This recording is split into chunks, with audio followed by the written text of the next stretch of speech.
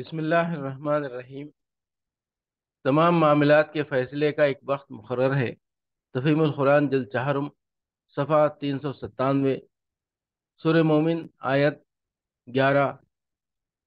قالوا ربنا امتنا اثنتين واحييتنا اثنتين فاعترفنا بذنوبنا فهل الى خروج من سبیل۔ وہ کہیں گے اے ہمارے رب، تو نے ہمیں واقعی دو دفعہ موت اور دو دفعہ زندگی دے دی، اب ہم اپنے قصوروں کا اعتراف کرتے ہیں، کیا اب یہاں سے نکلنے کی بھی کوئی سبیل ہے؟ تفہیم القرآن جلد چہارم، صفحہ 497، سورہ شورى، آیات 17-18۔ اللہ الذی انزل الکتاب بالحق والمیزان وما یدریک لعل الساعة قریب یستعجل بها الذین لا یؤمنون بها والذین آمنوا مشفقون منها ویعلمون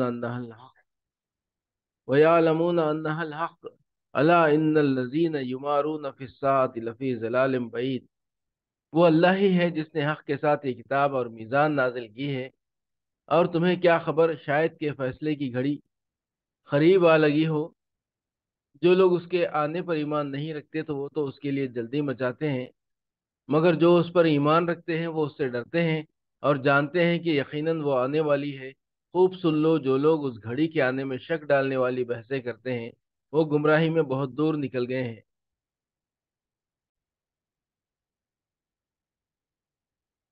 تمام معاملات کے فیصلے کا ایک وقت مقرر ہے۔ تفہیم القرآن جلد چہارم، صفحہ 517، سورہ شورى، آیت 53۔ وَإِنَّكَ لَتَهْدِي إِلَى صِرَاطٍ مُسْتَقِيمٍ صِرَاطِ اللَّهِ الَّذِي لَهُ مَا فِي السَّمَاوَاتِ وَمَا فِي الْأَرْضِ أَلَا إِلَى اللَّهِ تَسِيرُ الْأُمُورُ۔ یقیناً تم سیدھے راستے کی طرف رہنمائی کر رہے ہو، اس خدا کے راستے کی طرف جو زمین اور آسمانوں کی ہر چیز کا مالک ہے۔ خبردار رہو، سارے معاملات اللہ ہی کی طرف رجوع کرتے ہیں۔ سورہ شورى، آیت نمبر حاشیہ نمبر 85۔ یہ آخری تنبیہ ہے جو کفار کو دی گئی ہے۔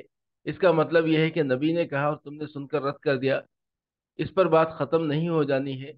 دنیا میں جو کچھ ہو رہا ہے وہ سب اللہ کے حضور پیش ہونا ہے، اور آخر کار اسی کے دربار سے یہ فیصلہ ہونا ہے کہ کس کا کیا انجام ہونا چاہیے۔ تمام معاملات کے فیصلے کا ایک وقت مقرر ہے۔ تفہیم القرآن جلد چہارم، صفحہ 570، سورہ دخان، آیت 40۔ ان یوم الفصل میقاتہم اجمعین، ان یوم الفصل میقاتہم اجمعین، ان سب کے اٹھائے جانے کے لیے طے شدہ وقت فیصلے کا دن ہے۔ یہ ان کے اس مطالبے کا جواب ہے کہ اٹھا لاؤ ہمارے باپ دادا کو اگر تم سچے ہو۔ مطلب یہ ہے کہ زندگی بعد موت کوئی تماشا تو نہیں ہے کہ جہاں کوئی اس سے انکار کرے فوراً ایک مردہ قبرستان سے اٹھا کر اس کے سامنے لا کھڑا کیا جائے۔ اس کے لیے تو رب العالمین نے ایک وقت مقرر کر دیا ہے جب تمام اولین و آخرین کو دوبارہ زندہ کر کے اپنی عدالت میں جمع کرے گا اور ان کے مقدمات کا فیصلہ صادر فرمائے گا۔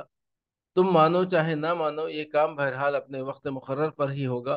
تم مانو گے تو اپنا ہی بھلا کرو گے، کیونکہ اس طرح قبل از وقت خبردار ہو کر اس عدالت سے کامیاب نکلنے کی تیاری کر سکو گے۔